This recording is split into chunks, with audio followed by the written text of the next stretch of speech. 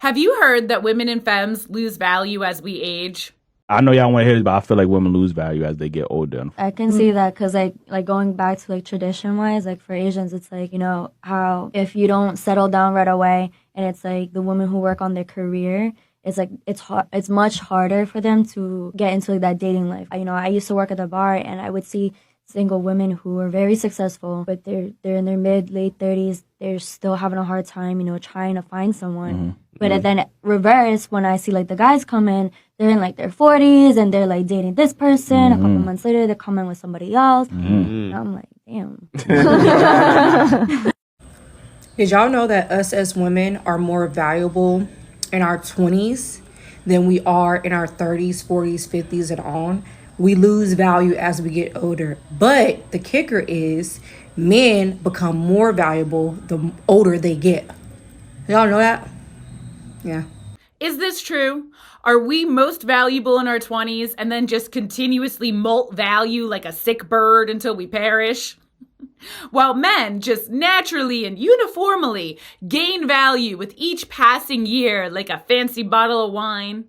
Well, evolutionary science says that's a crock of nonsense. In fact, women gain so much value as we age and experience life that we humans are one of only 3 animals to evolve menopause, where nature takes women out of reproduction with all of the life-threatening risks of childbirth and pregnancy to preserve female knowledge and leadership. Meaning, according to evolution, the wisdom of a seasoned woman or femme is worth more than the capacity to create life alone. And that's hardcore. That's hardcore. Plus, anecdotally, as a 35-year-old woman, I can confirm this value myth is bullshit. Although I did harbor this fear in my 20s because I'm not immune to propaganda. I remember being so concerned in my late 20s. I wasn't getting married. I thought I'd missed an adult milestone, and just I hated my job at the time. And overall, I thought that turning 30 meant that I had missed the boat. I had missed the boat. I would never know love or confidence or success because I hadn't attained it by 25. So just put me on an iceberg, set me off to rot at sea, sky death. And now looking back, I'm like, oh, my sweet little drama queen, so chock full of patriarchal illusions.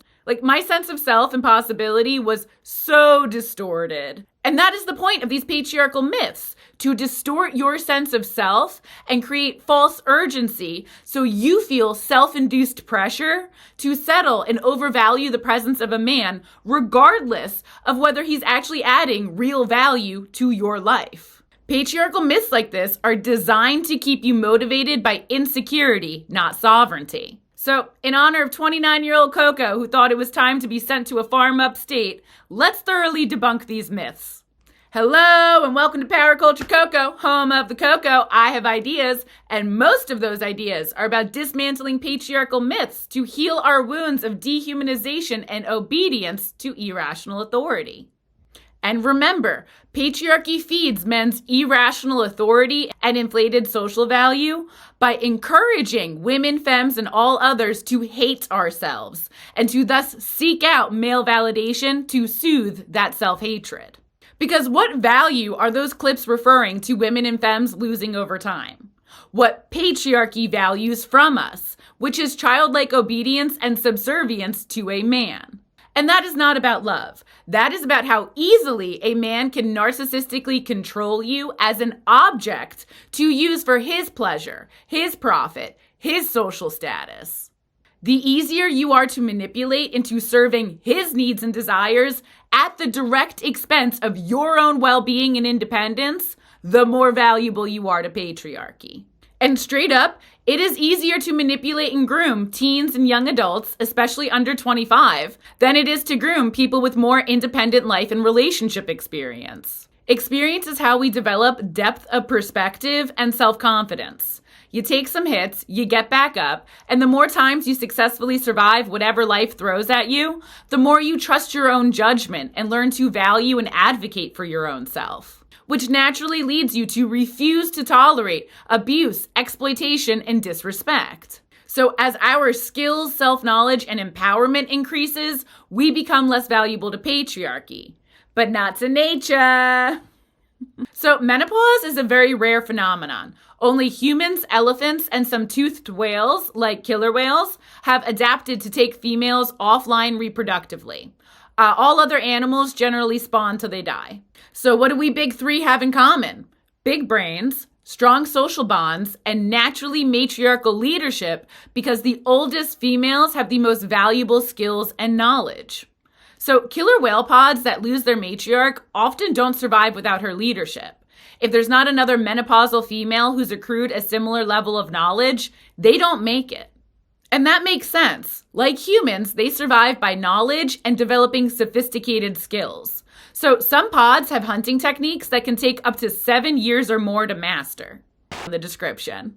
Beyond teaching hunting techniques, matriarchs have life experiences to navigate environmental challenges. When there's a lack of food in normal spots, they have the lived experience to know where else to migrate to. And oceans are freaking huge without a lot of landmarks, right? So matriarchs know how to travel thousands of miles away from where the pod currently is to find other distant food sources. And that's very impressive. Some pods regularly navigate from the tropics all the way to Antarctica. And that's a lot of ground to cover.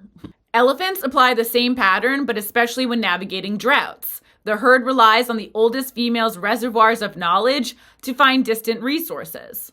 Both species evolved matriarchally, meaning the family group centers meeting the needs of babies first and teaching youths and rising generations. All adults cooperatively raise the babies under the leadership of the oldest and wisest matriarchs. But what about the males? Where are they at in all of this?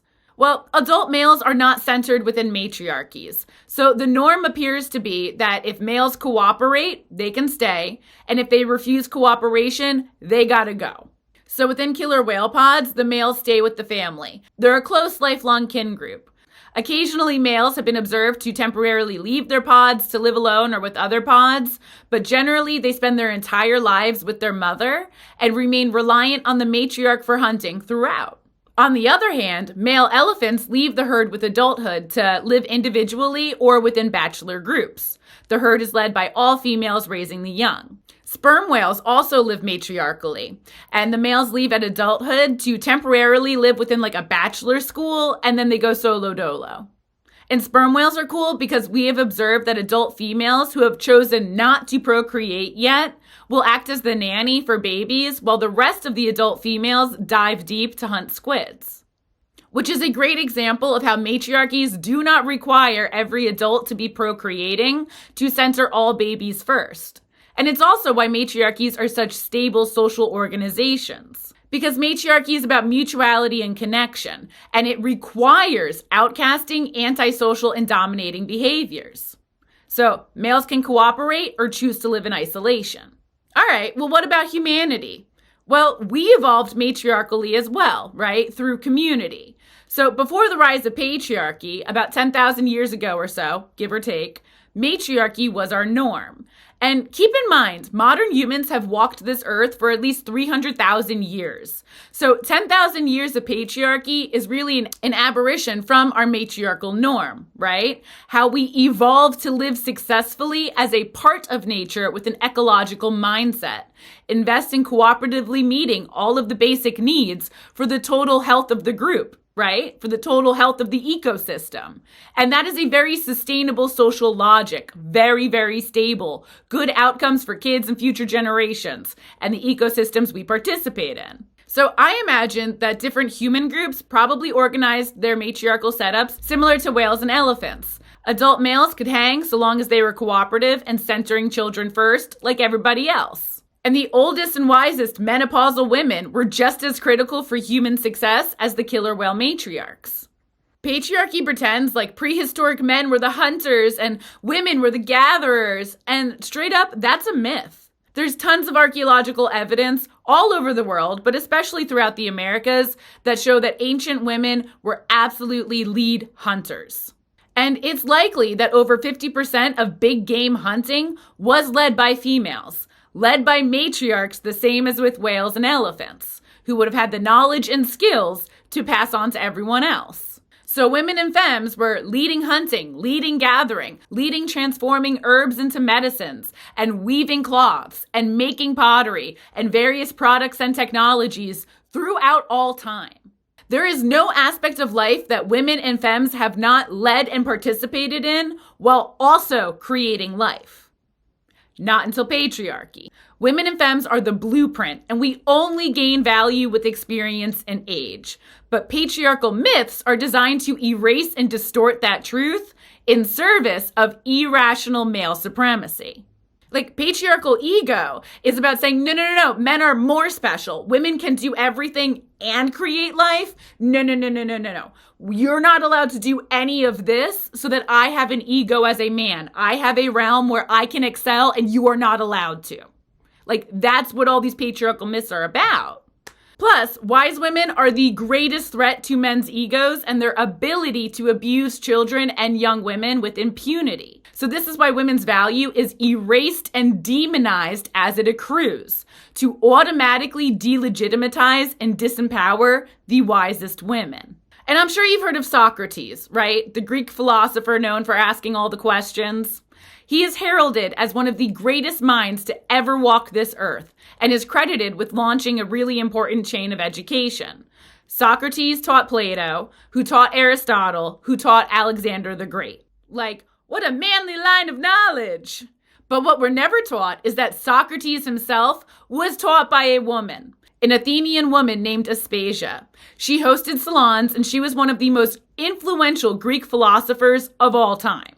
Socrates himself credits her with teaching him philosophy and rhetoric, how to construct a speech. And he even credits her with teaching him all about love. And yet she's been purposefully erased from historical narratives despite launching that incredible chain of philosophical educations associated with the greatness of ancient Greece. Her value only ever increased because her knowledge and experience only ever increased. And that is the truth of every woman and femme walking the earth today. So don't buy into these patriarchal myths that are designed to distort your own sense of self and empowerment. Trust Mother Nature, who says you only gain value as you grow and experience life, because she's a lot more honest than any man's ever been. Thank you so much for watching.